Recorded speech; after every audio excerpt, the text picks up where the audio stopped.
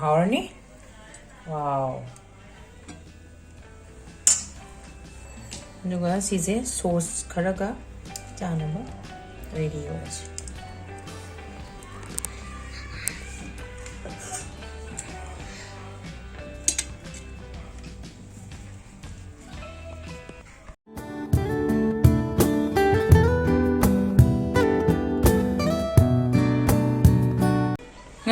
ngasi aina logudorib se tawdorib se noodles ni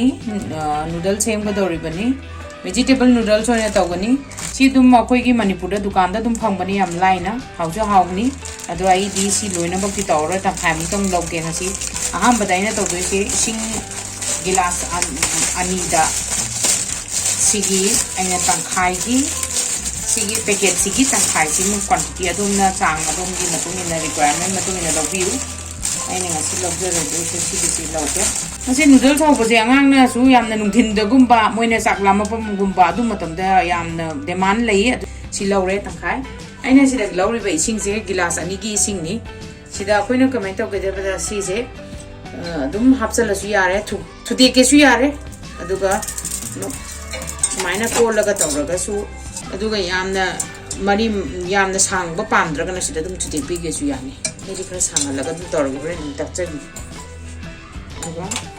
मैं था रे सिया कोई ना सौगो मिनी मंगा मुक्की चांगदा सी फुटलस सी कौन जे खर पिक पनी निसिन खर का तुम हाफ से इसिंग जियों ना बस सी यार है सिदा तुम छोलसी अदुगा सी छोली मरकता अइना रंग साइगी नूडल्स चंगदा पोट मचंग में आजी लौरसी aina logudaba ngasi gi agi keno noodles sida aina season again khali je spring onion ani lawre yam so hawbani spring onion je dum hapiu gajar amma lawre kopi khara sidagi amu ka ga soidoni si main da si machan ahum se lawre se aham da maku phajana khokto aga adu khokto lorga samaga lawrabani agi se aduga sumaino aina sigi mong sida dum sumaino aina soisi अदो मकम कक सोरे सुया अदो noodles नि सांग सांग ना तोबनी ना इजु सांग सांग ना सोरे अंगांग ना जु खितंग क सुमाइना तोदि अंगांग ना जु खितंग पाम गद्रा ना तौरी गिसे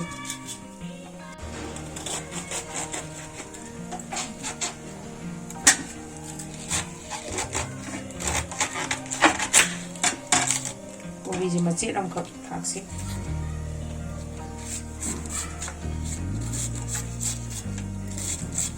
sang sang na dum aina sori sang sang sida dum sobiu aduga noodles to kobi je hana thaklaladi yam ju kane to weduna horin changam di yenga ga kobi di hingna ju dum janam ni na mana ha pe sai bai sai noodles se sawgale yengji ju sawre mundra am yengji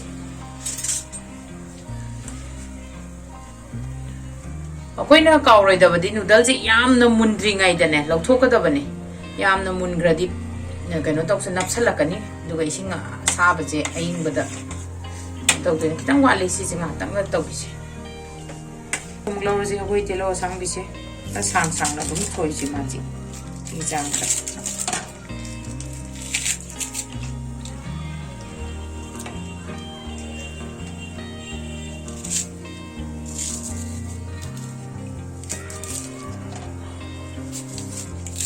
मैं आज यारे अदुगा सी मथक्तने मोरो टेकपा money दुम हापियो आइदी मोरोक से यामना सिजनदमनिना खरदम हापनी सि लोरे आइगी ready ओरे हुजिक noodles सु या सलानी येंगसी सिगी चांग से सिगी तक येंगा दम तत लाउपसे सी चप चारनी सिगी चांग से यारनी आइना हुजिक फुल्ली से मिनिट 5 दि फारे अदुना मिनिट 5 मु फुलरगा मुथलसी सि यारनी सिगी स्टेज से मुथलसी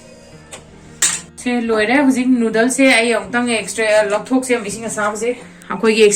कइनो अमा त नंग एक्सट्रेनर अमा त हाफ लौरगा साब से स्माइल लॉकथोक पिरो अदुगा सिंगा इंग बसिना यारे सुमाइना तौदना अखोई सुमाइना मही चुथोका थमस मतम खरा सिंगाक मचुम ताहलसे अदो मयामना थुमजे नूडल्स पुलिंग अदा नमना हापे आइडिया हाफ होद्रे अदुम हापसन गेसु यानी अदो आइदी हापतना अदुम तौरगे आइदी होरेन कोना हापगे सी आई नूडल से यारे मसुमचु तारे लोइनबक इंजु इंगे सी थमसी हुजिक थाव साहलसी हौरसे आई खांगजे सारे हुजिक थावजे लौरसी आइने लौरी चा थावनी दुम अदोमगी पामजब थाव दुम लोबियु आइने चामच टेबल स्पून अहुम की चांगदने हईदिसे इजे थाव सारे अहम दे तेलौजे खरा ngौसी स्प्रिंग ओनियन जे खरा लौजे कोना को मैजु खरा खाके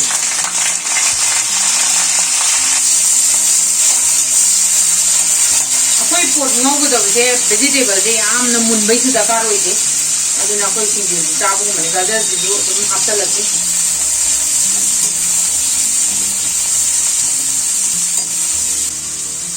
अदुगा होरेन मथकतो चाइना बसी खरा खास कोबी सिगा स्प्रिंग ओनियन जी खरा वालिंग है चाइना आइना मोरोक ते अहुम लौरबने मोरोक ते का सिजु हापे से आइगी से मिने अमा मु फाजले सी काबो काबो दुमनी सी याबु यारानी सिदा कोइन तोगदे जे आइना थुम खरा गा सोया सॉस का कनो विनेगर का हापसे तुम जे आइना ने खतंग का हाफ योरे नूडल्स मु हापकांदा मु खरा हापसे सिगी चांगदा खतंग वातकना वेजिटेबल सिदी खतंग हेतकना हापे खरा अदुगा विनेगर सिगा हाना हापतलसी विनेगर से कोइना चामच अनि मुक्की चांगदा ओइन हापस चामच अनि की चांगदा हापे विनेगर से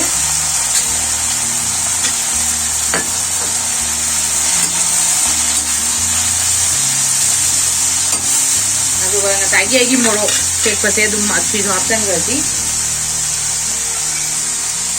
मोरोक टेकपसे दुम खाइदोगा फजना दुम अदोंगी टेस्ट मतुंगिना दुम हापियो आइदी मोरोक यामने हापचरोय दुना मोरोक से सिगिदम हापगे सिगी चांगसिदा सिगी खरा मिनिट सेकेंड खरा मुक सोते तौलोर कांदा कोई नूडल से दुम हापसी एंगे साइ नूडल से फजना कंगाबनी तो सिदा लोय कांगे महीगा लोयनो गन चांगे नि तुम भोकर ना बक्को अदुगा फजना मोदी रखी सिगी स्टेसिदा तंगी ओन दीजे सिगी स्टेसिदा तुम खरा हापौरसी ताई खरा वाट गदब नूडल्स की चांग मतुंगिना आई से थुमसे चामच संखाई की चांग आई पोती मतुंगिना अदुम हापगे आई से यारे अदुगा साइगी सिदा तबदबबु आई लेहौब मरोय के केसी तो हापतलोरसी से तुम हापलोरगा सी मयाम से थाव तुम फदना कनो तौनबा मरेक माव मनुंगदा मुन्नबा अंतंग ngौगिसी माइना होटेल लगा तौबदी याम हईबने मोइदी अखोइदी युमदा तौजबनी हेइदे हेइते मोइदी को दोंगना ना सिजे जंगती होई जबा दो युमदा होजबा ना मु खरदी फगदराना आंगांगी दमते युमदा हौरिनी अदोमसु ट्राई तौबियु मनमजी यामना नुंसिरे हुजे आइगी सिगी स्टेसिदा कनो सोया सॉस से हापसे सोया सॉस से यामना हापैसु कनो तौदे चामच अमा को कम हापसी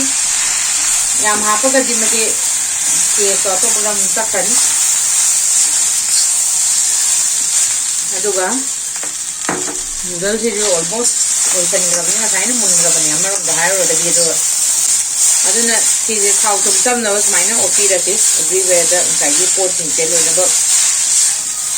सिगी स्टेज दा मुल्ले साइन सु मुल्लबने मै नूडल्स से साइन सु मुल्लबनी दा आम बफुदुदरा अदो सी कोई मरोई से सासलसी आइगी ले हम उबुसे माइना सिंपल तो सलगा लो सलसी अंतम की ओर से